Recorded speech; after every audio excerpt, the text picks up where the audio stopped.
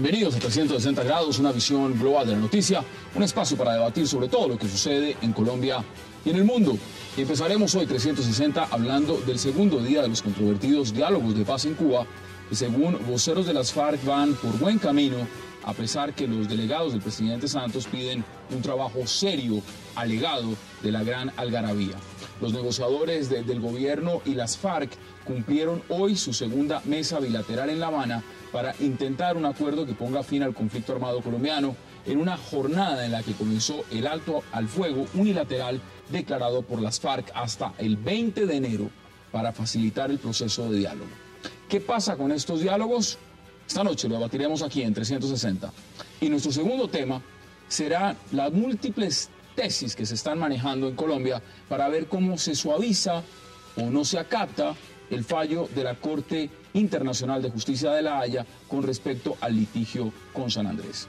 Tras los nuevos límites marítimos delineados por La Haya, el gobierno tiene listo un plan de ayudas para atender las necesidades del archipiélago de San Andrés y Providencia, que incluyen inversión en infraestructura, salud, educación y comunicaciones.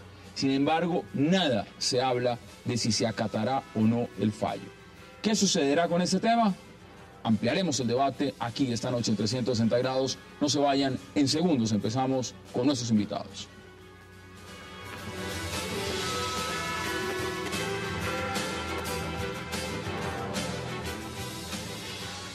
Y de inmediato, para entrar a debatir sobre lo que significan estos diálogos que se están realizando en La Habana, diálogos de paz entre el gobierno de Colombia y las FARC, le doy la bienvenida a Marta Lucía Ramírez, al representante congresista Joe Hosny y también al senador Luis Carlos Avellaneda. Qué placer tenerlos esta noche y gracias por aceptar esta invitación. Gracias, Hassan, por la invitación. ¿Cómo ve usted esta segunda fase? 2 días de diálogo, las propuestas que han hecho las FARC. ¿Cómo ve usted inicialmente este proceso? Pues bueno, usted sabe en primer lugar, y lo he dicho en este programa antes, que soy escéptica. Ojalá realmente que esto produzca algún resultado. Creo que los preliminares no fueron para nada positivos.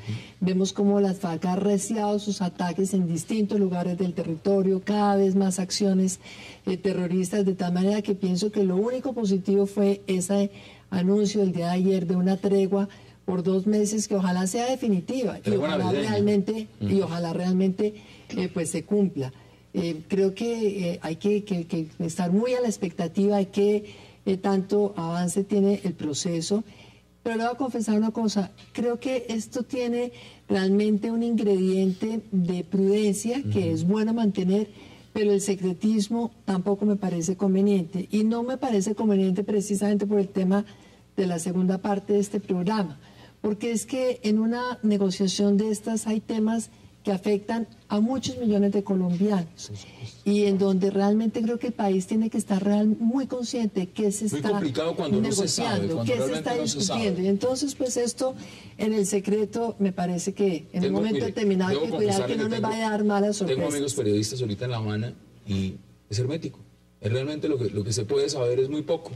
Sí. Y eso le da también un marco bien interesante a lo que puede pasar y no se llega a saber.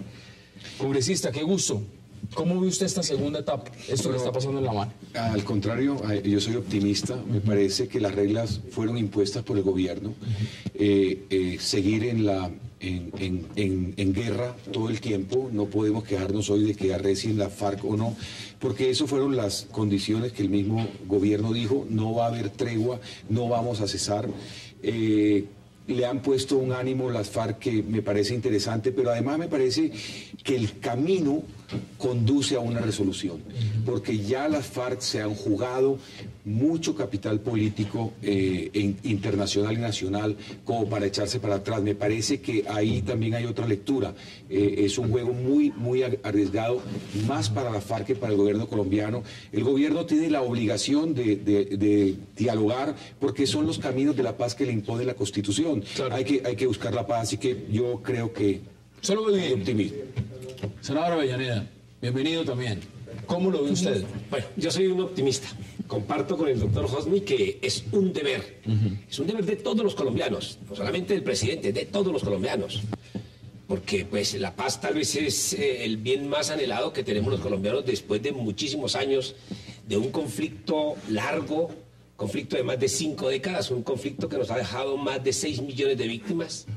Los hechos victimizantes plagan de horror nuestra historia patria y ojalá estos diálogos que se han abierto entre el gobierno nacional conduzcan a un puerto que es el fin del conflicto armado y que ojalá después del final del conflicto armado venga la paz, que en mi caso se construye con Estado social de derecho. Vamos a mirar. Porque si no trabajamos en esa vía de generar desarrollos de la Constitución de 1991, de hacer que los derechos como la educación, la salud, la vivienda, el trabajo, le demos el enfoque de derechos humanos fundamentales y en consecuencia plaguemos esos derechos de universalidad y de equidad, creo que vamos a terminar. Vamos a ver además si podemos ver ese escenario, porque lo que decían también es que es cierto, es muy hermético lo que está pasando, no sabemos realmente qué está pasando. Pero ojalá que sea así, ojalá que sea así. A veces los diálogos, a veces el micrófono hace dañar una negociación. José Gregorio, bienvenido. Un saludo muy cordial a todos ustedes. ¿Cómo lo ve usted? ¿Cómo ve esta segunda fase? Estos 2 días de la segunda fase de diálogos en La Habana, lo que representan, hay hermetismo, son cerrados. Ahorita vamos a ver de las pocas declaraciones que uno logra obtener, porque realmente lo que se está hablando, pues se está hablando entre 2 partes, pero nosotros no sabemos sino el 5% de lo que están diciendo. Bueno, cuando se adelantaban estos diálogos de una manera completamente abierta y muy publicitada, criticábamos al gobierno respectivo porque ¿cómo así que se tramitan estos diálogos? Eso debería ser mucho más prudente, no debe ser público, en fin.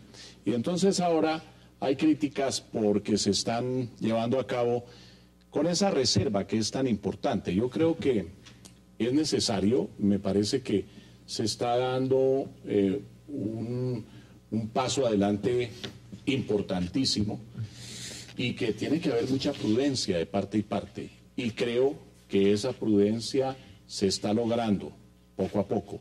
Me parece que esta segunda fase ha mostrado ya una inicial voluntad tanto de los negociadores de parte del gobierno como de los negociadores de la guerrilla de adelantar las cosas. ¿A usted le gusta un esquema de seriedad? ¿Le gusta el tema de la tregua? Sí, a mí me gusta mucho, me parece bien. Es que yo creo que no podemos llevar a que los guerrilleros sigan disparando.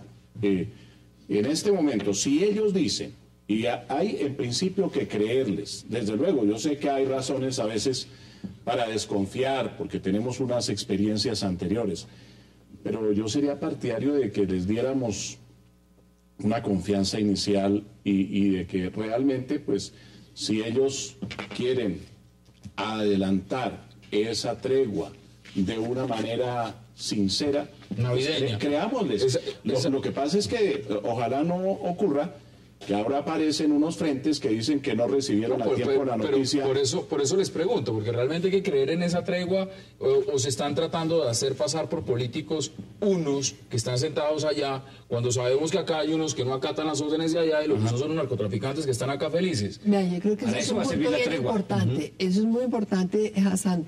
Y quiero aclarar algo. Acá tenemos 3 optimistas en esta mesa, yo creo que 5 optimistas, todos somos optimistas con el futuro de Colombia, pero una cosa es el optimismo y otra cosa es ser uno escéptico, y es que el escepticismo en mi caso viene obviamente lo que ha sido la evolución no solamente de las negociaciones anteriores, sino de los días transcurridos entre el mes de agosto cuando se hizo el anuncio y obviamente el inicio ya formal de las negociaciones. Vemos que las FARC ha arreciado sus ataques, además contra las poblaciones más pobres, contra los lugares más desprotegidos. Lo que están haciendo en el Cauca es de una crueldad que no tiene... ¿Cómo vino el paro armado en el Chocó? Esa amenaza de paro armado. Por supuesto, ¿qué tal? Entonces, obviamente, la gente que está en las peores condiciones de pobreza es a la que más afectan estas cosas y por eso el escepticismo.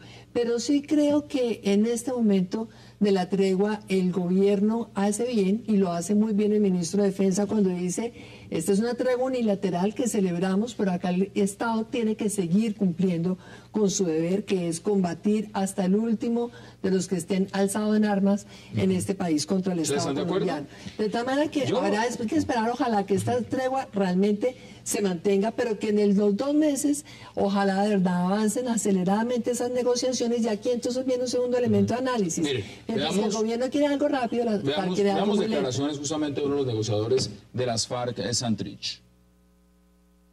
Con un viva las FARC, ejército del pueblo, con una convicción absoluta en que el pueblo colombiano vencerá, les decimos que vamos avanzando con buen ritmo, por buen camino, y tratando que la participación del pueblo sea plena en este proceso de construcción de la paz. Muchas gracias. ¿Qué dicen ustedes ante las declaraciones? No, yo celebro esta declaración y celebro lo de la tregua. ¿Usted sí cree que sea efectivo? Que realmente se pueda dar, que no esté fragmentada, y vuelvo a la pregunta que hacía inicialmente, que haya un sector que esté allá haciéndose pasar por políticos, y acá hay unos que no les interesa lo que están hablando los de allá? Para conseguir la paz, Hassan, hay que pasar muchas páginas, inclusive la página de la desconfianza. Hay que volver a construir confianza entre los colombianos. Entre los colombianos, allá están hablando colombianos de la paz de Colombia. Así que no es una cosa extraña a nosotros. Y segundo, es una buena oportunidad también para que el gobierno pare también en Navidad. O sea, eso es un hecho de paz efectivo, si resulta que se salió de las reglas del juego, pero es para bien del país. ¿Les gusta esa figura del cese de hostilidades, que el gobierno dijera, se sentara y dijera, mire, vamos a hacer cese de hostilidades nosotros también? O sea, que se dé esa configuración. ¿A usted le gustaría? Ojalá, pero yo sí veo al gobierno muy desconfiado. Creo que experiencias anteriores han mostrado que la propia guerrilla de las FARC violó ceses de hostilidades. Y yo ahí en ese punto sí digo, hombre, el gobierno tiene algo de razón. Yo quisiera que se negociara silenciando las armas. Yo quisiera, eso es lo ideal. Porque cada gota de sangre, cada persona que muere en el país... ¿Este gobierno políticamente puede jugarse esa carta? Es decir, el gobierno Santos, teniendo estos antecedentes, lo que acabamos de ver las últimas semanas, digo las últimas, un cese de hostilidad bilateral, yo no creo que se la juegue. Con la oposición de Uribe yo no creo que se la juegue, que se la juegue el presidente Santos. Yo quisiera, pero ya digo. Ahora, lo de la tregua unilateral es muy importante por esto, porque nos va a permitir, si efectivamente el comando de las FARC tiene mando sobre toda la tropa. O sea, que hay gente suelta, que es una de las preocupaciones que hay. Pero eso no puede debilitar justamente a los negociadores que están allá. En vez de favorecerlos, lo que les va a poner es el dedo en la llaga, y va a decir, mire, ¿con quién estamos negociando? Si ustedes justamente ni siquiera son capaces de controlar a los que están acá.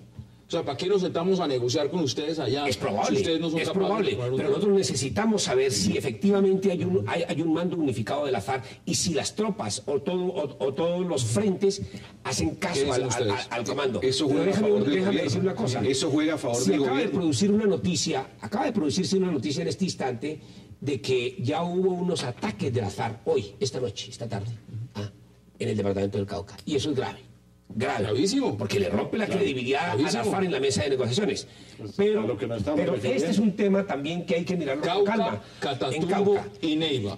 En Cauca parece que hoy hubo ataques, y el cese del fuego unilateral decretado por la FARC empezaba a las 12 de la noche. ¿Qué nos dice eso? Y lo otro que quería acotar sobre ese tema del cese unilateral al fuego por parte de la FARC es que también aquí hay que mirarlo con mucho cuidado, porque hay enemigos de la paz. Hay enemigos de la paz asolapados. Y esos son las BACRIM, que son los mismos paramilitares. Ya le voy a dar la palabra, porque no quiero interrumpirlo en 20 segundos. Vamos a hacer una pausa muy breve. Inmediatamente vuelvo para que usted pueda intervenir. Hagamos nuestra primera pausa y ya regresamos con nuestros invitados para seguir hablando de lo que es esta segunda fase de los diálogos de paz y lo que está pasando en este momento en La Habana, Cuba. No se vayan, ya regresamos.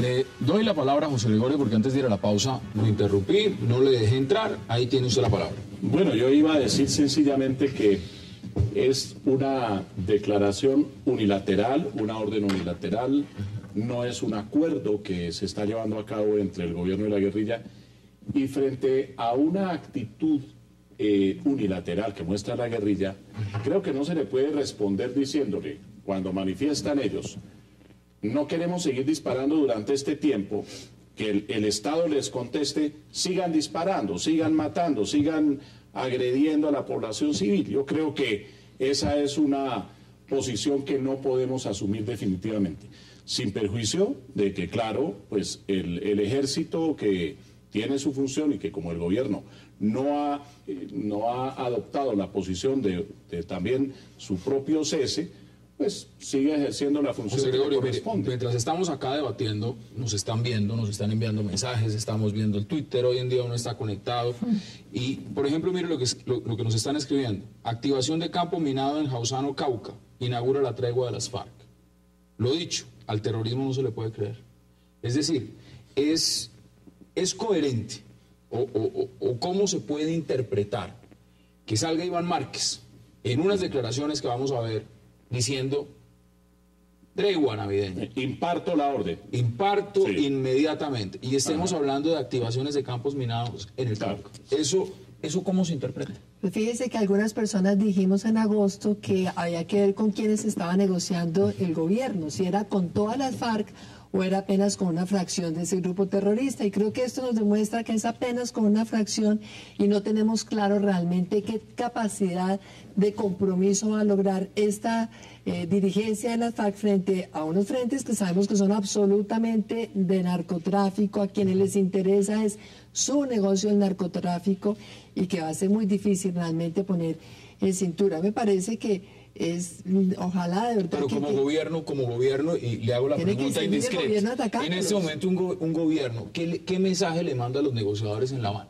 ¿Quién les dice, señores, ustedes deberían de pararse la mesa? ¿O realmente quédense ahí sentados todavía negociando, sabiendo que con los que están hablando, sus interlocutores allá, aquí no reciben, por lo menos no acatan las órdenes? ¿O estamos negociando es con un pedacito, no nos pongamos a negociar todo el plan, porque es que realmente lo que negociamos aquí, eso no importa, porque realmente lo que está pasando allá, aquí no se aplica? ¿O esa duda no se genera en la mesa de negociación en este momento? Yo no creo. Yo creo además que juega a favor del gobierno, porque debilita a las FARC en la negociación. Es una carta que puede jugar el gobierno a su favor. Aquí hay un propósito, y no se puede olvidar, el propósito es la paz. En ese propósito hay dos bandos tratando de ejercer políticamente y militarmente fuerzas para lograr mayor o menor grado de ganancias. Eso es histórico. Desde los tiempos de Saladino y Ricardo Corazón de León se hacían esas treguas. Esto no lo hemos inventado nosotros y el propósito es la paz. Si ponemos eso como último fin, yo creo que van a jugar en los pesos y contrapesos nada más. Aquí tengo del proceso. Un tema interesante, lo estoy leyendo inmediatamente en este momento, puede usted hablar cuando quiera, senador Avellaneda. Van 4 ceses unilaterales. Decretan cese desde Uribe en el Meta en 1984. De nuevo, tregua navideña en 1991. Luego lo hacen en el 2000. Luego lo vuelven a hacer ahora en el 2012. Acá hay un tema de esperanza o de confianza cuando vemos que la sociedad colombiana varias veces le ha puesto toda la confianza a estos procesos, todo el empeño a estos procesos. Yo aquí estoy citando únicamente 4 ejemplos en momentos distintos de los últimos, van a ser 30 años. Y todos han fracasado. Pues Hassan, esos son los antecedentes que justamente tuvo este gobierno para decir, nosotros no vamos a cesar fuego. Esos fueron los antecedentes que tuvo el gobierno nacional. La guerrilla desde un comienzo dijo, negociemos sin fuego. El gobierno dijo, no señor, porque aquí están estos antecedentes. De verdad que ahí hay que atenerse y yo digo que el gobierno, con fundamento en esos antecedentes, dijo, no hay cese y el gobierno ahora dice, no. Ojalá el cese al fuego unilateral por parte de la FARC fuera creíble, Hassan, fuera creíble, dieran muestras de que eso es cierto, y ojalá que el gobierno avanzara también hacia decir, nosotros también cesamos el fuego, ¿ya? Y pudiéramos tener, mucho antes de un acuerdo final, un cese. Aquí lo que queda demostrado por lo menos es que el gobierno, después de estos actos, no lo va a seguir haciendo. Ojalá fuera, ojalá fuera. El gobierno puede y no debe hacer. En ese momento el expresidente Álvaro Uribe, que está también en el Twitter, le escribe a 360 grados y dice: una cosa es la desconfianza y otra es el crimen, el secuestro y la extorsión. Eso acaba de llegar hace cuestión de segundos. Eso es contestándome a mí. Pues, pero es que ese es el lenguaje del doctor Uribe. Sí. No, pero es un tema de lenguaje. Nuestro es el lenguaje del doctor Uribe. Yo no puedo polemizar con eso. Yo digo que hay que construir confianza para ganar un proceso de paz. Eso es no se puede controvertir. Yo no puedo decir que voy a dialogar con el otro sin construir esa confianza. Se va a ir construyendo y espero que se construya para llegar a un cese. ¿Sabe cómo se podría construir confianza? Perdón. Si dijeran, vamos a dejar de reclutar niños, vamos a dejar de cometer acciones terroristas contra la población civil. Algo de ese estilo podría ir creando estas manifestaciones de tregua pues, le han bajado también, porque quiero que veamos declaraciones en cuestión de unos segundos del jefe negociador del gobierno, Humberto de la Calle. Pero esto también tiende a bajarle un poco a lo que representaron las primeras declaraciones de las FARC, que fueron muy mal recibidas cuando dijeron que las víctimas eran intrascendentales, que no secuestraban, que las víctimas eran ellos. Inmediatamente lo que generaron en la población colombiana es un rechazo, un repudio en contra. Inmediatamente se vieron forzados en esta segunda etapa a decir, mire, como para desembarrarla vamos a proponer una tregua navideña. ¿Ese es un escenario? Pues puede ser, ojalá que sea correcciones. Ojalá. Veamos declaraciones de Humberto de la Calle desde La Habana y volvemos acá a la mesa.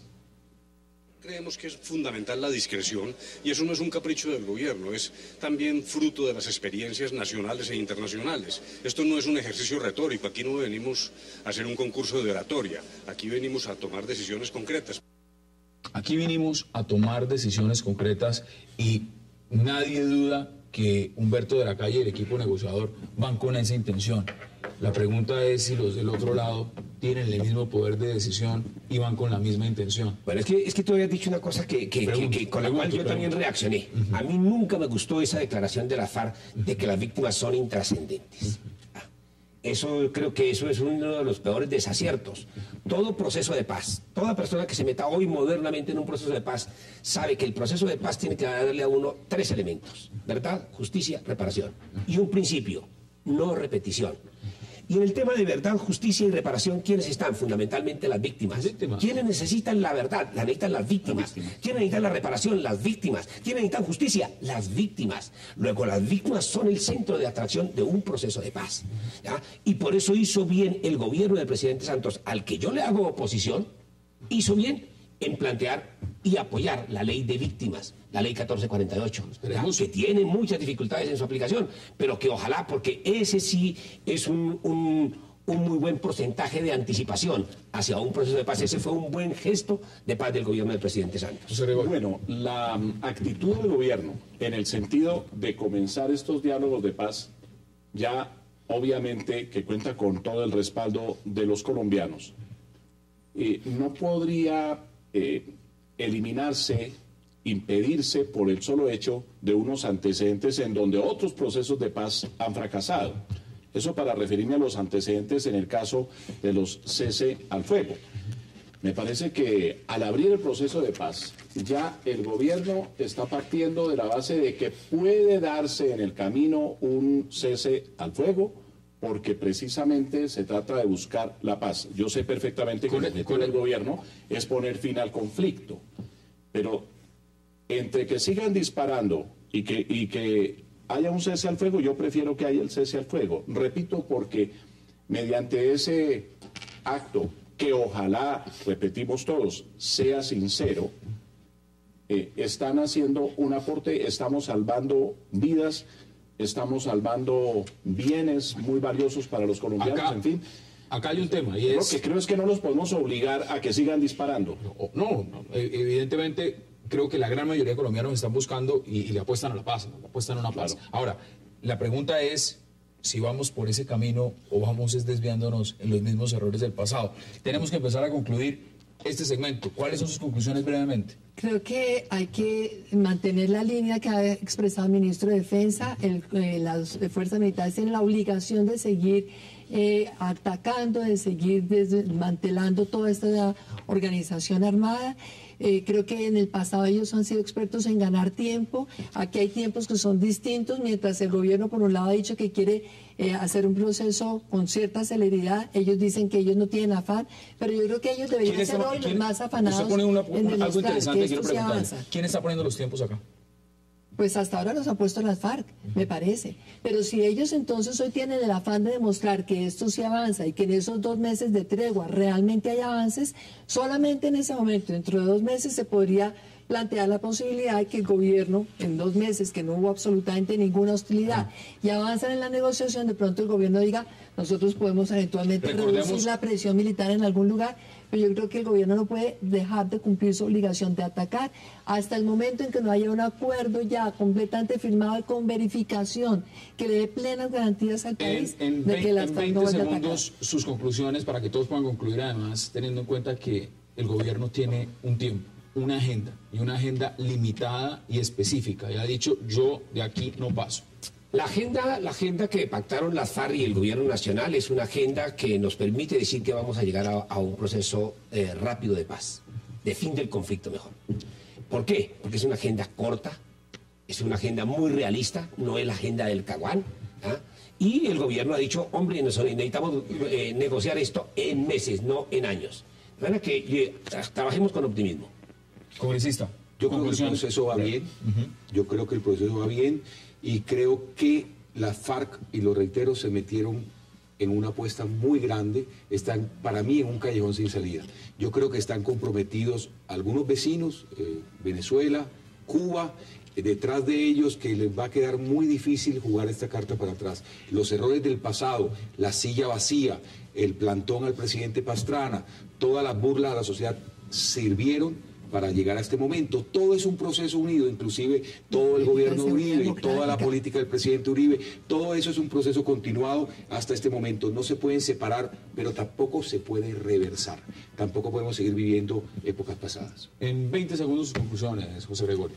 Bueno, la conclusión básica, me parece que el proceso, como decía el senador, va bien, es decir, que podemos dar confianza al gobierno. Creo que tenemos que entregarle esa confianza, ese respaldo, y desde luego hacer un llamado a las FARC para lo que decía la doctora Marta Lucía Ramírez, que dejen de secuestrar, que dejen de reclutar a los menores, que dejen los ataques contra la población civil, y yo creo que ese debería haber sido inclusive el primer punto en la agenda. Comenzamos por otro punto, pero ese punto del cese de una serie de actividades que nos fastidian a todos los colombianos y que nos tienen en esta situación actual, ese debería haber sido el primer punto. Son violatorias del derecho internacional. En esos instantes se les debe... Esos son puntos y vamos a seguirlo debatiendo porque la mesa sigue abierta y el debate sigue abierto y este proceso sigue abierto y los diálogos siguen en La Habana. Congresista José, en minutos vamos a hacer la pausa. Vamos a entrar a debatir un tema que nos interesa a todos los colombianos, pero sobre todo a ustedes, los sanandresanos. El tema de La Haya. Ya volvemos, no se vayan.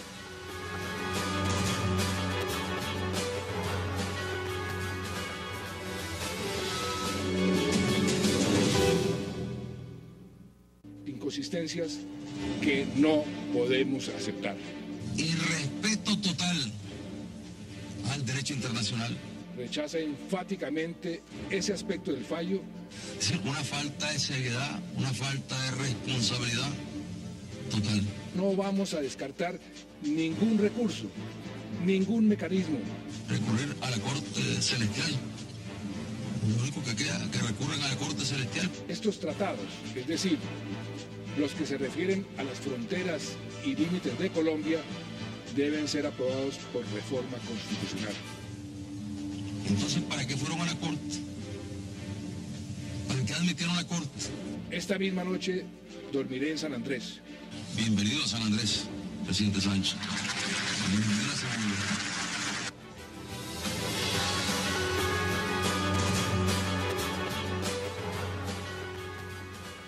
Regresamos a 360 grados, muy claro, las palabras, las imágenes hablan por sí solas. Representante José, quiero empezar con usted, porque una cosa es debatir estos temas con diferentes personas del interior del país, pero una cosa muy distinta es debatirlas con alguien de San Andrés, que representa a esa región, a ese pueblo. Y la pregunta puede ser muy sencilla, muy simple y muy pragmática, pero ¿usted cómo vio ese fallo? ¿Usted cómo lo vivió realmente cuando vio lo que estaba pasando en La Haya? Este es un fallo desgarrador, este es un fallo que cercenó el alma de los sanandresanos. Nosotros lo describí ahora en el Congreso, eso es una decisión desde una ciudad gris, tomada por hombres grises, encabezadas las defensas de Colombia por otros hombres grises que desdeñaron a las personas de las fronteras azules, desdeñaron a los sanandresanos en su defensa y que no construyeron un propósito de país. Que tuvimos el atrevimiento de pedir que incluyeran a unos sanandresanos del equipo negociador, nos dijeron que éramos unos burócratas pidiendo puestos, cuando se trataba de algo mucho más responsable. Hoy nosotros no tenemos garantizado el futuro. El anhelo de una región es tener unos recursos para procurarse un desarrollo. Hoy no están esos recursos. El presidente ha dicho, perdonen que me extienda un poco, que ha sido un tsunami jurídico y que por lo tanto va a tener unas consecuencias sociales y económicas para lo que va a hacer un decreto de emergencia económica y social para dotar al departamento de una gran inversión, de una política para comunidad raizal, de una política poblacional, de política de servicios públicos.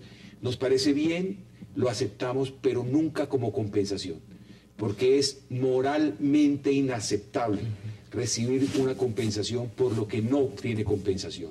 El gobierno tiene que reconstruir las fronteras de Colombia, de San Andrés. Tiene que reconstruir el futuro de las nuevas generaciones, pero no pretender que con eso pudo compensar el grave deterioro de la unidad del archipiélago, y lo he dicho de esta manera. Hassan, este es el único archipiélago que no tiene mar. Que no tiene mar. Y verlo y describirlo como usted lo está haciendo, evidentemente, como colombiano en el interior lo hace sentir a uno aún peor. Ahora, como colombiana, como funcionaria, como exministra, como persona que estuvo en el Congreso, ¿cómo ve usted ese fallo? Pues le quiero contar que yo soy una persona muy cercana a San Andrés y lo sabe muy bien el representante Husnik. Voy a San Andrés con frecuencia. Tengo un hermano que vivió allá durante 20 años. Mis sobrinos son sanandresanos. Luego quiero ese archipiélago, quiero ese mar de los 7 colores. Yo siento verdadero dolor, o sea, me siento de luto. Y realmente creo que acá hay una cosa que es muy grave, y es que desafortunadamente, como decía el representante Husnik, San Andrés, los sanandresanos no estuvieron presentes en la definición de una estrategia de defensa, pero tampoco estuvo presente casi nadie de Colombia, la academia. Acá hubo mucha gente ilustre, importante, como por ejemplo juristas, Enrique Gaviria, que siempre fue muy crítico sobre la estrategia, y yo realmente en este momento no quiero entrar a mirar las responsabilidades hacia atrás, sino cómo Colombia debe tener realmente una política de fronteras, pero también la defensa de unos temas que son de política de Estado, recogiendo a las personas que tienen posiciones no siempre coincidentes con el gobierno. Yo tengo que preguntarles sobre el tema de responsabilidades. Tengo que preguntarles, porque es que en una configuración como esta, sería absurdo pensar, por ejemplo, que en un país como Colombia se pierda territorio, se pierda soberanía y todos sigan en el cargo. O sencillamente se basa en el precepto de esto viene de atrás, esto es culpa de otra administración, esto es culpa de otro negociador, esto es culpa de un manejo erróneo que se hizo. Yo no me imagino si esto hubiera pasado en otro país del mundo. De acuerdo. Y sencillamente todos hubieran podido lavarse las manos diciendo, es que esto viene de atrás, es que nosotros no sabríamos o no adoptamos las medidas, porque no se le pueden pedir las renuncias a los que no están en los cargos. Pero en este momento hay un gobierno vigente y hay una política que respetó esa política y esa defensa vigente. ¿No hizo cambios o sí los hizo? Y antes de ir con ustedes yo le pregunto, ¿usted a quién le fija responsabilidad? Mire, lo primero que yo pregunté cuando llegué es cómo va el proceso. Hace 2 años, cuando se ponió también el presidente Santos. Los alegatos están completos, no hay forma de modificarlos. Entonces, yo creo, por lo que le voy a describir, que este proceso se manejó con un secretismo absoluto. sin concitar a la unidad nacional, a la unidad del país, a la unidad de la nación, no la política, sin construir una defensa que llevara a todos los estamentos de la sociedad el mensaje de que estábamos defendiendo este territorio. Le pongo un ejemplo, senador y doctor Hernández, Marta Lucía. Había que explicarle a los colombianos por qué San Andrés era de Colombia. Había que explicarle eso a los colombianos. Eso es una falla en el manejo de este proceso, una falla garrafal. No se tuvo en cuenta a ningún sanandresano. La Corte desestimó los 35.000 documentos que presentaron. Hay responsables. Para mí es Julio Londoño Paredes quien manejó esto por encima de cancillerías y por encima de presidencias, y que tiene el único hilo conductor desde el principio hasta el final. ¿Cuál es su percepción, senador Avellaneda? Yo lo voy a decir de pronto con un poco de dureza. A muchos de nuestros gobernantes les falta asimilar el concepto de soberanía, les falta asimilar el concepto de patria. Dolor de patria. Hemos tenido muchos presidentes que podría un ciudadano colombiano común y corriente denominarlo vendepatrias. ¿Cuánto de nuestro territorio hemos perdido? Panamá, la costa Mosquitio, que era nuestra, claro, y la isla Manglés. Isla Mangles. Tenemos los Monjes, tenemos una parte del territorio con Perú perdido. Pero hay otros conceptos de soberanía. El tema de soberanía en términos de nuestro comercio con otros países, el Tratado de Libre Comercio donde les dimos gabelas, por ejemplo, a los Estados Unidos, ¿ya? Y hoy nos estamos doliendo porque estamos dañando nuestro campo. Ahí nos falta mucho sentimiento patriótico en muchos gobernantes. Y eso creo que hay necesidad de rescatarlo, y este sería un muy buen momento para que empecemos a rescatar, porque lo que nos ha pasado con San Andrés es justamente eso. ¿Por qué no se hizo una buena defensa? Yo respaldo al representante Hodney. ¿Por qué no hubo una buena defensa en el caso de San Andrés? ¿Pero eso no le parece intolerante? Nicaragua, se dice por los expertos que Nicaragua contrató al mejor internacionalista. Nosotros no contratamos a los mejores internacionalistas. Por eso se lo pregunto, mire, porque no se trata de sentarse desde un pupitre o desde un escenario a pedir que rueden cabezas. No, ese no es el tema. El tema es más de fondo. El tema realmente es de mirar y decir, ¿puede un país darse el lujo de perder, usted me corregirá, si son 100.000 kilómetros cuadrados o más de 100.000 kilómetros cuadrados en mar territorial, de poner a una población que vive de la pesca a perder los recursos naturales de lo que sobreviven, a cercenar territorio, dejar enclaves, perder absoluta autonomía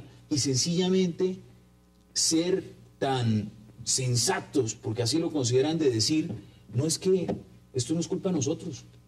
Esto es culpa. Claro que hay culpas. Hay culpas de gobiernos anteriores, claro que sí. A mí me parece que uno es el tema de las responsabilidades. Sí hay que establecer responsabilidades, yo creo. Y eso le corresponde primordialmente al Congreso. Hay que establecer unas responsabilidades políticas. Pero siendo realistas, en este instante, miremos lo que pasa. Primero tenemos un fallo. Yo a medida que escuchaba la lectura del fallo ayer por parte del presidente de la Corte Internacional de Justicia, iba encontrando ciertas contradicciones en la exposición. Iba encontrando que la Corte se iba más hacia una tendencia puramente técnica, como si no estuviera de por medio la gente, como si no hubiera un núcleo humano muy importante que iba a ser afectado. Ellos estaban haciendo una presentación geográfica, simplemente, y viendo cómo se trazaban los puntos supuestamente equidistantes, cambiando también la jurisprudencia. Pero el hecho cierto es que tenemos un fallo. Ese fallo es definitivo, es un fallo inapelable, es un fallo que tiene que ser cumplido. Tengo que hacer una pausa, pero contésteme esto en un sí o un no. ¿Ese fallo se puede no acatar o hay que acatar? Hay que acatarlo, aunque se pueden ejercer los recursos que existan. En este momento hay posibilidad de pedir la aclaración del fallo o de pedir una revisión. Vamos a hacer la pausa y volvemos inmediatamente para abordar esos temas. Hagamos una breve pausa y ya regresamos para seguir debatiendo sobre lo que ha significado el fallo de la Corte Internacional de Justicia sobre el tema de San Andrés. No se vayan, ya regresamos.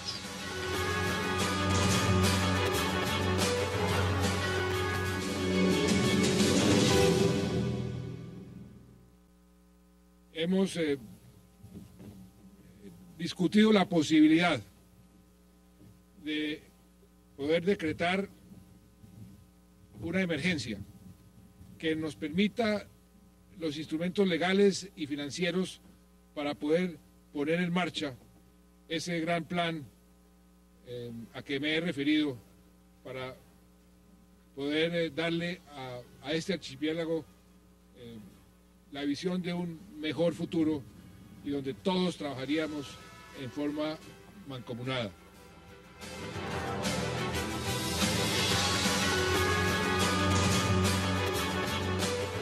Entramos a 360 de nuevo, ahí estaban las declaraciones el día de hoy, presidente Juan Manuel Santos. ¿Qué dicen ustedes al respecto? Mira, a mí hay una cosa que me parece verdaderamente lamentable, es que, por ejemplo, una declaratoria de emergencia económica o un cómplice o lo que usted quiera, eso es algo que está en mora de hacer el Estado colombiano desde hace mucho tiempo. Es que vaya usted, mire cuál es la situación de la gente joven en San Andrés, mire la cantidad de crímenes que ha habido de jovencitos que son ahora obviamente las mulas en las lanchas rápidas del narcotráfico. Parte del ejercicio de la soberanía del Estado colombiano ha sido tratar justamente de combatir el narcotráfico en toda esta parte del mar que hemos perdido, de tal manera que las necesidades de empleo, el abandono en infraestructura, el mar se está comiendo las playas y se está comiendo la vía de circunvalar esa que hay allá y no hay ninguna inversión. Entonces, por Dios, esto es una cosa que estamos en mora y esto no soluciona. Eso es un tema de gobierno. Yo ya les preguntaba a ustedes sobre el fallo, abordémoslo también en lapso. ¿Cómo lo ven en la reacción del gobierno? Porque también para este gobierno, para cualquier gobierno, no es fácil recibir esa noticia. Sí. No es fácil. Yo lo veo muy mal de parte del gobierno. Muy mal. Yo creo que el gobierno, con la declaración de emergencia económica, se puede arriesgar a otro fallo también negativo, esta vez de la Corte Constitucional. Porque la jurisprudencia de la Corte Constitucional ha sido muy clara en el sentido de que los hechos que dan lugar a la emergencia económica tienen que ser sobrevinientes, es decir, tomar por sorpresa al Ejecutivo. ¿Cómo se puede decir que un fallo de esta naturaleza, que lleva 11 años de trámite, es un hecho sobreviniente? Y que le anunciaron la fecha cuando se lo van a leer. Le están diciendo que se lo leemos el día 19 a tal hora. Mire, creo. Ese tiene un efecto político nomás. Todo lo que se tiene que hacer en San Andrés se ha venido pidiendo desde hace 20 años. Todo lo que va a estar en ese documento son pretensiones de los isleños hace mucho rato. ¿Usted lo ve como compensación, que es lo más triste? No lo acepto como compensación. Yo creo que es el momento político de lanzarlo. Creo que es para manejar un poquito el impacto del fallo. Como ir a dormir la noche el premio de consolación para los isleños en medio de tanto dolor. Pero lo que nosotros necesitamos es mucho más allá. ¿Qué nos garantiza a nosotros? Un futuro después de la vigencia de emergencia económica o no. O sea, se agota la inversión porque la infraestructura se gasta, porque hay que renovarla, las políticas cambian, no pierde su eficiencia, los mecanismos jurídicos en 20, en 30, en 40 años. Esos jóvenes en 40 años van a seguir siendo vistos de la misma manera por el gobierno, de esta manera paternalista. Le digo, a San Andrés le cortaron la posibilidad como región de desarrollar un futuro.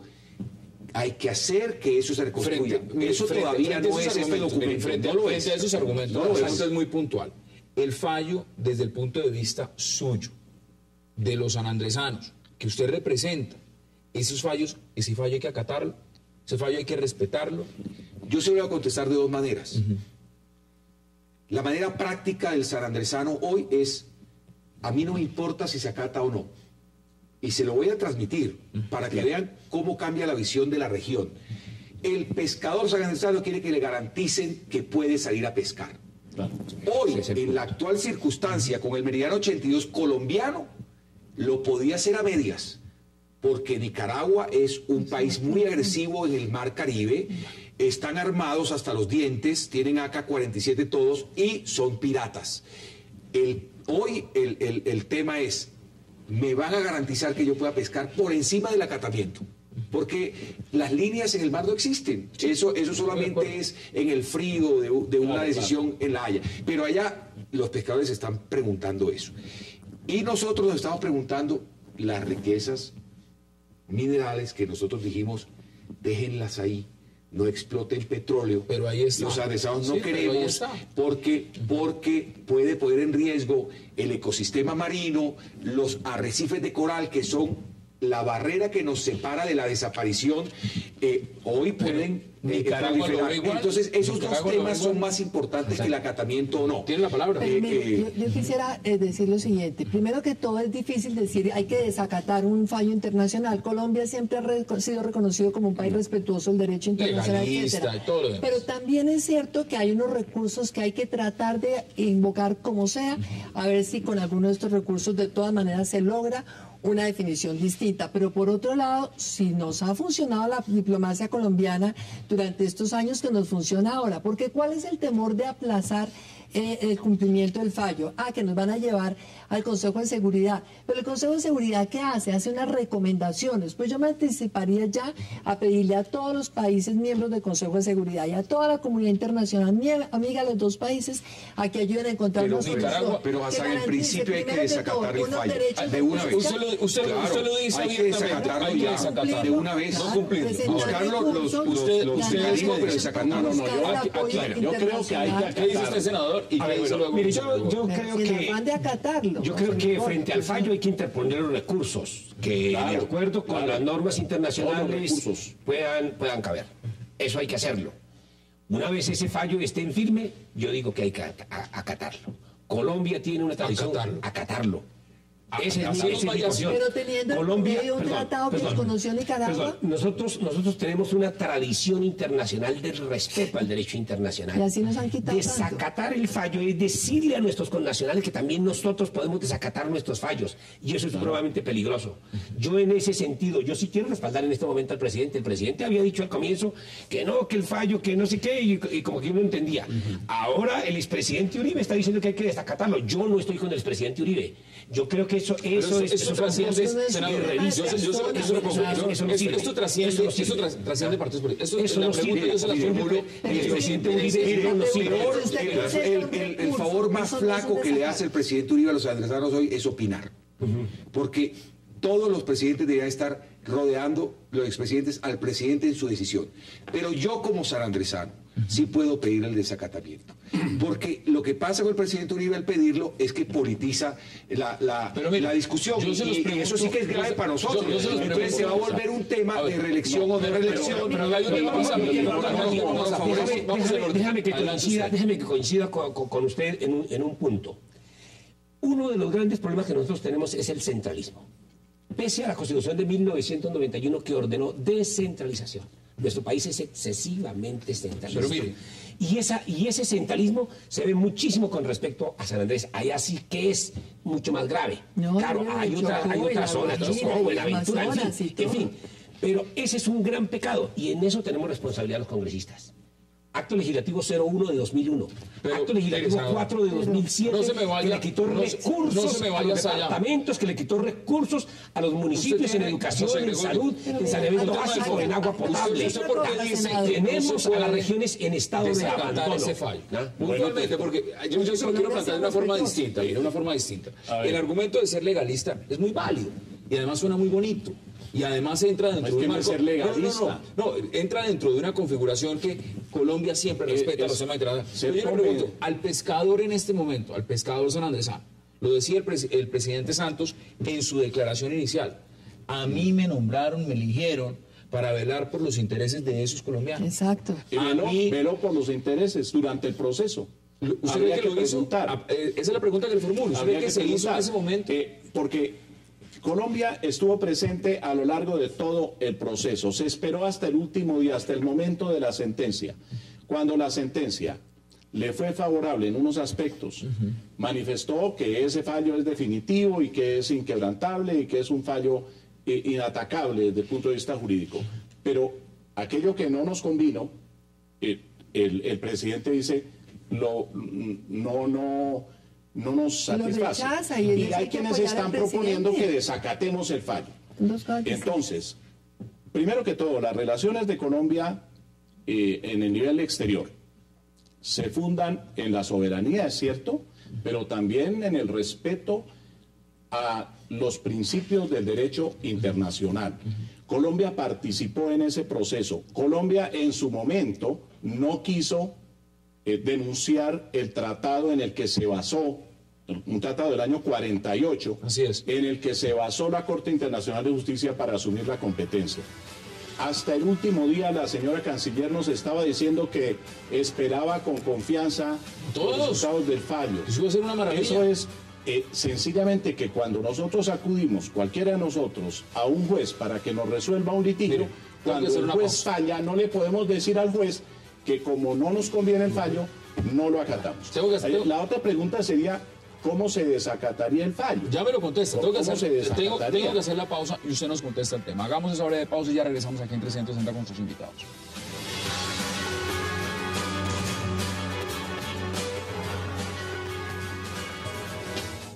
Llegó a Colombia Fonte Celta, el agua mineral más pura. Fonte Celta, enriquecida con solidaridad.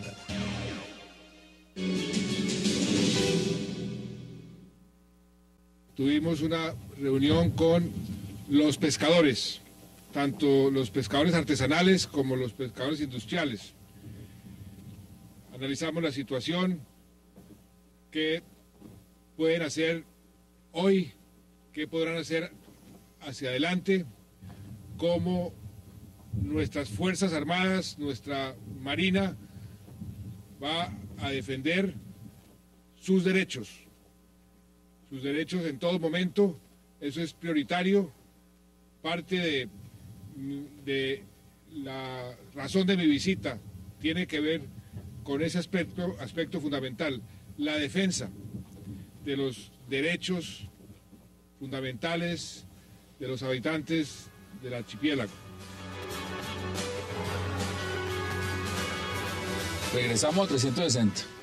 Volvemos a ver declaración. ¿Usted quiere intervenir? No, es que ¿Cómo se desacata eso, Marta? Todos estamos de acuerdo en que Colombia ha sido respetuosa, queremos seguir siendo respetuosos de las normas, pero quiero recordarles, es que había un tratado en 1928 que el gobierno de Nicaragua en el 1930 con el canje de notas reconoció que era válido y además reconoció que la frontera era el famoso Meridiano 82. Entonces el tema es, si con Nicaragua unilateralmente desconoce un tratado, pues Colombia obviamente tiene derecho a buscar hoy por todos los medios posibles que este fallo que le es adverso no tenga cumplimiento plenamente, sino que haya un trabajo con la comunidad internacional que le permita llevar a Nicaragua una negociación que les garantice el derecho de pesca a las comunidades. Por una cosa, porque decía José Gregorio Hernández, es que un fallo de estos tiene que tener en cuenta los principios del derecho, entre ellos a las comunidades, entre ellos, claro. Pero este fallo, por eso comencé la intervención con esa referencia. Este fallo partió por la mitad y les quitó el mar. Le voy a explicar coloquialmente lo que dijo Marta Lucía.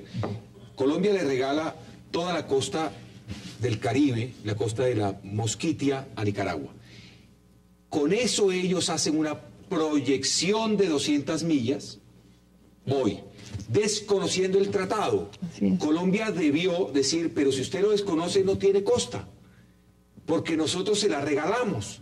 Es que lo principal precede a lo accesorio. Aquí ¿cómo lo hace? O sea, ahí se equivocó la defensa colombiana. Pero además, el fallo fue contraevidente. Sí. Porque las razones que daba el magistrado, uno podía concluir que iba a beneficiar a Colombia y resulta que a pesar de eso decía este es un caso excepcionalísimo. Ahí estamos de acuerdo, hubo muchas contradicciones. Pero ¿cómo se explica? Yo se lo voy a poner, representante, en un contexto periodístico, netamente periodístico. Aquí hablamos con muchos expertos estudiosos del tema, con muchos ex embajadores en La Haya, de institutos de investigación, y le puedo confesar que ninguno, durante varios meses que duramos haciendo la investigación, ninguno daba un visto favorable al fallo para Colombia. y uno veía las declaraciones del gobierno colombiano y decían que esto era perfecto, que esto era maravilloso. Bueno, menos la ministra cuando dijo que nos iban a quitar un pedacito. Pero ahí se prendieron unas alarmas, pero en el resto del Marcos todavía seguían manteniendo la figura de que esto era buenísimo y que aquí salíamos muy bien y que si acaso la línea se corriera un poquitico. Sí, correcto. ¿Cómo se explica eso en el marco de una defensa que si un equipo periodístico, un ciudadano de a pie, puede consultar a los especialistas y darse cuenta de que el planteamiento de Colombia era negativo, de que Colombia iba a perder este fallo y el gobierno mantenerse en la misma línea, el pasado, el anterior y el vigente? Porque los negociadores que manejaron el proceso en todas sus partes y en toda su información, así lo decían. La propuesta de los negociadores fue trazar una línea que ya concedía a Nicaragua. Cuando ustedes están pidiendo casi todo, San Andrés, usted debería haberse ido más allá. Y fueron muy confiados y transmitieron ese sentimiento a los presidentes y a los cancilleres. Que se trazara la línea. Ahí estamos viendo mapas. Hoy vi unas declaraciones de Enrique Gaviria donde dice que los mapas que presentó esa era la propuesta de Colombia, esa era la propuesta de Colombia. Colombia. Esos mapas lo que hicieron fue correr entonces la frontera, es decir, cediéndole ya una parte a Nicaragua. Esa es la propuesta de Colombia. No, ese fue el resultado final. La propuesta de Colombia no es tan agresiva. La defensa de Colombia va a ir de entrada, va a ir y entrega un pedazo. Esa es la propuesta de Colombia. Ahí está lo que Colombia está prometiendo, que es una línea donde no hay récord. Esa es la propuesta de Colombia que va hasta el meridiano 15, hasta el meridiano 15 arriba, desde abajo. Y ya está cediendo territorio marítimo, ya está cediendo a Nicaragua territorio marítimo. Cuando la ministra pide un informe a los negociadores, es que cuando ella ve ese triángulo que se va a ceder arriba, es que sale a decir se va a perder un pedacito. Pero ellos le han mostrado cuál es la propuesta de Colombia. Por supuesto, a la ministra le cae un chaparrón bien grande porque ellos le muestran cuál es su propuesta y resulta que nos arrasaron. Pero mire, yo creo que eso es una cosa que será el juicio de la historia.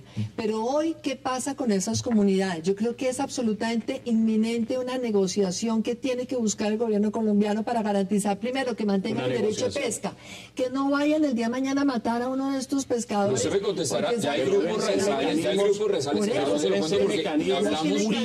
Sí, José Gregorio, con el apoyo de la comunidad internacional, inclusive tomando la delantera, vaya al Consejo de Seguridad, busque el apoyo para esto. Esta mañana había pescadores que decían que ya estaban hasta considerando la posibilidad entonces de sacar papeles nicaragüenses, pero que era más fácil. Hassan debe explicar porque voy a volver a explicar desde el punto de vista regional.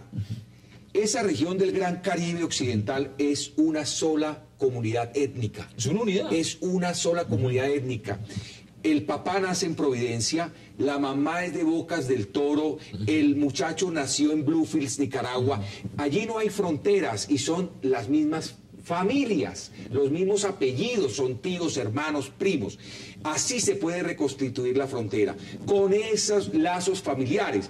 Pero para entenderlo, el presidente, el gobierno, los congresistas tienen que despojarse de la visión centralista e irse a decir, miren, sanandresanos, recompongamos las relaciones con una actividad consular de los raizales. En el Caribe colombiano no hay embajadores raizales hoy. No hay, que son los que hablan el mismo idioma que todos los embajadores, que todos los gobiernos en el Caribe, que los utilizó el presidente Pastrana, César Gaviria muy bien para llegar a la OEA y después fueron desechados.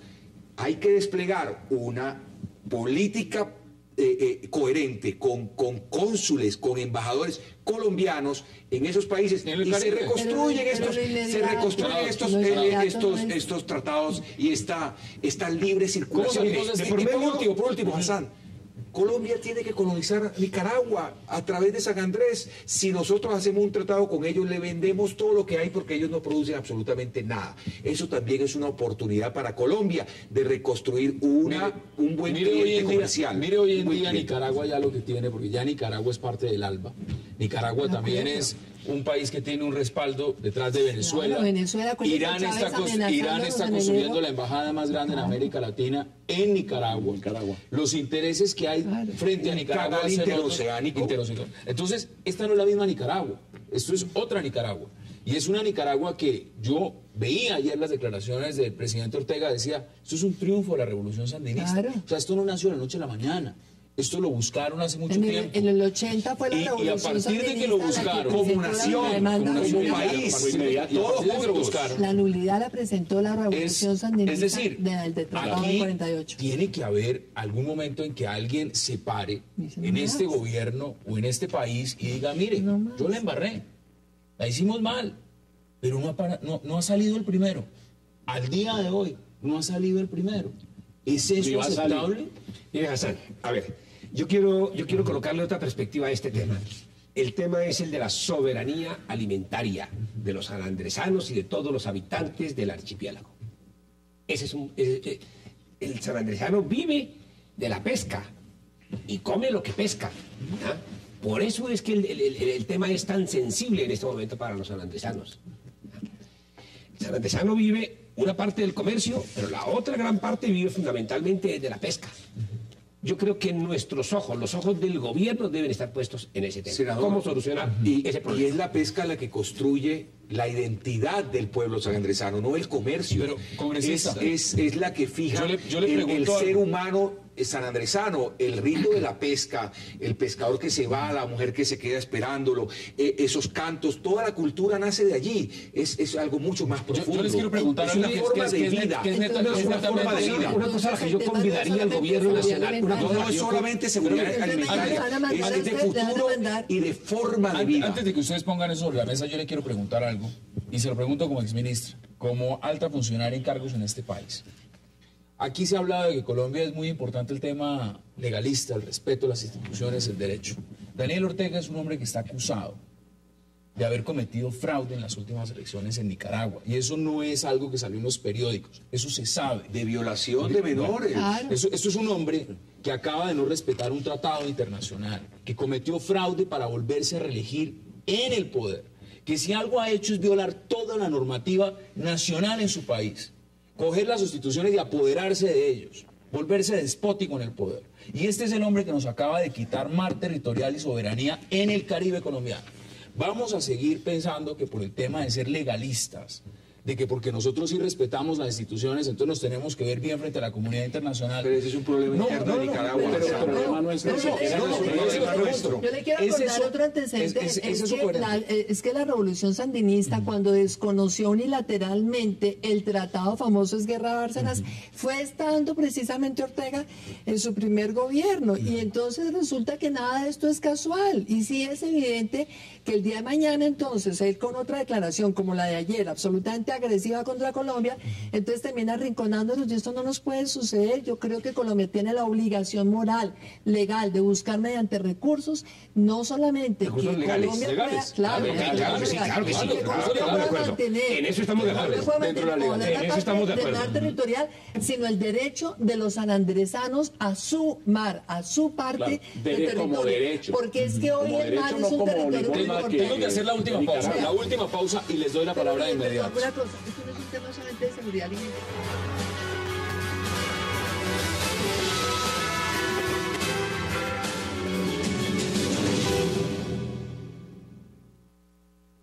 Yo quiero resaltar la actitud de los sanandresanos en su dolor, en su pena, pero los noté más colombianos que nunca, con un gran estoicismo y con toda la intención de salir adelante. Y en eso encontrarán todo el apoyo y toda la solidaridad del gobierno colombiano y del resto de los colombianos.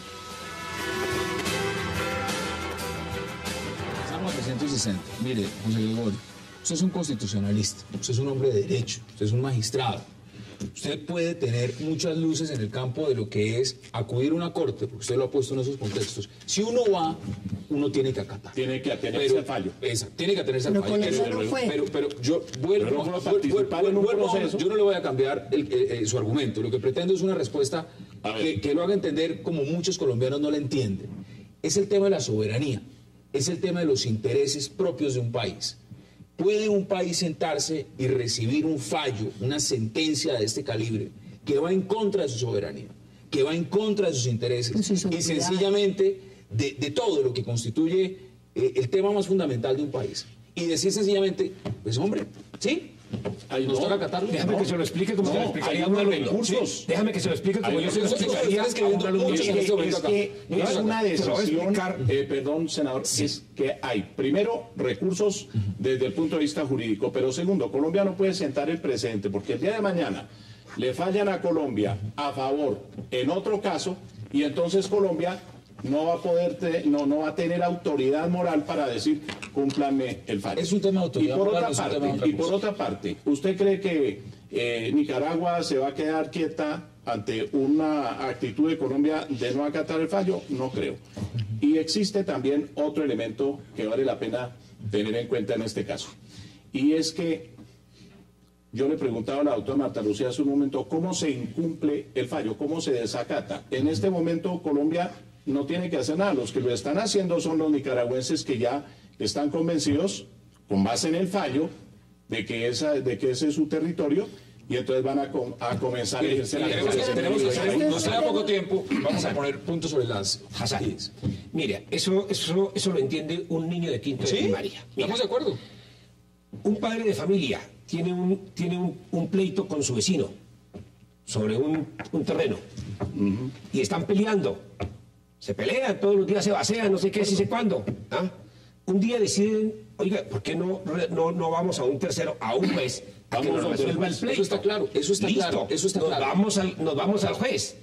Hombre, después de que el juez produce el fallo, tenemos que acatarlo. Esa es la respuesta natural. Pero es que esa es la respuesta natural y es la respuesta histórica, porque es que antes de que nos llamáramos civilización, antes de que entráramos en los estados de derecho, nosotros íbamos ojo por ojo y diente por diente.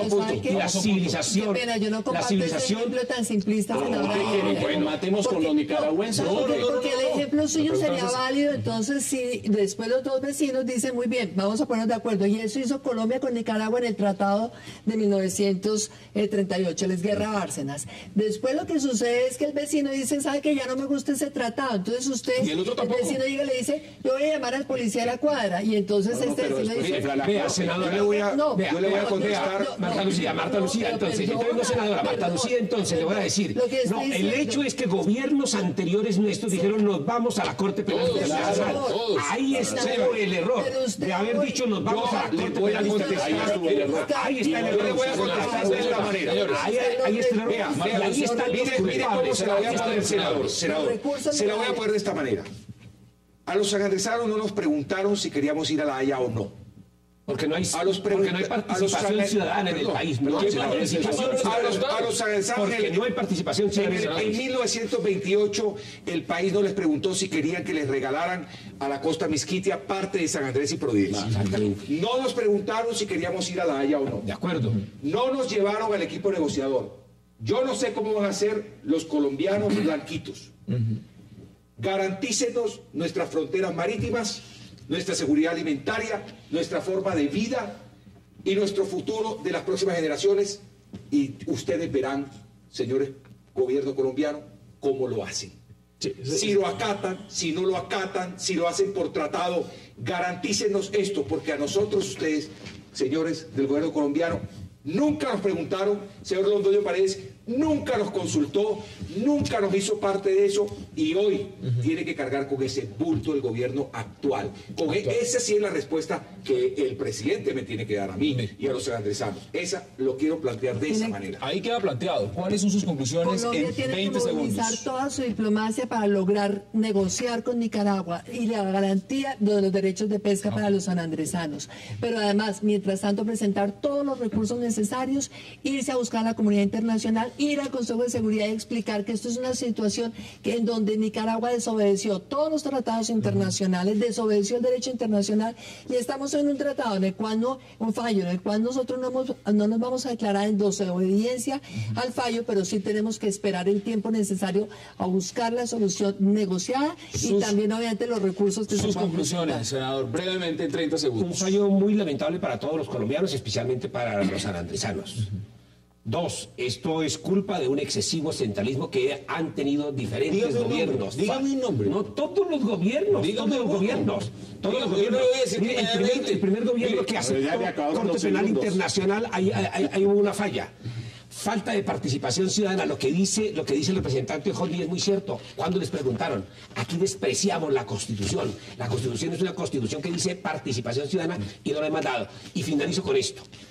Yo sí creo que está en riesgo la seguridad alimentaria. No, pero Está en riesgo. podemos hablar del tema del narcotráfico, que no lo alcanzamos a mirar. Pero déjame terminar. Y yo sí creo que, si bien no puede declararse una emergencia económica, el gobierno nacional tiene que ir con una fuerte suma para mirar cómo fortalece el tema de la pesca de los Sus aranceles. conclusiones en 30 segundos. En 30 segundos. Un mal fallo, contra ese mal fallo hay que reaccionar, pero mediante recursos de carácter jurídico, y algo muy importante.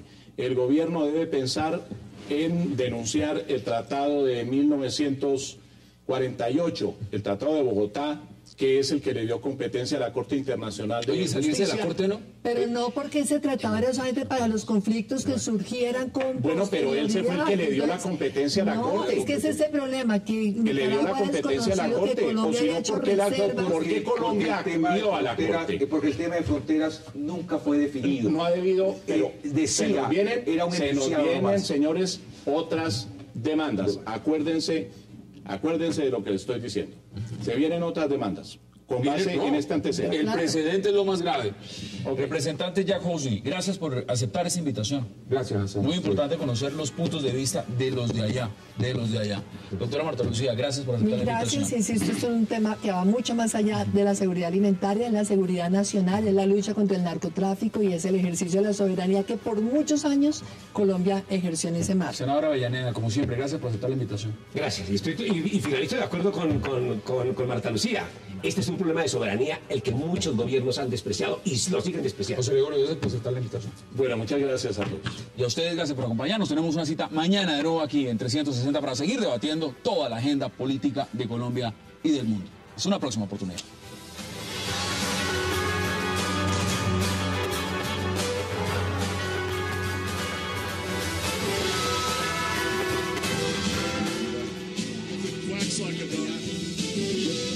Compartir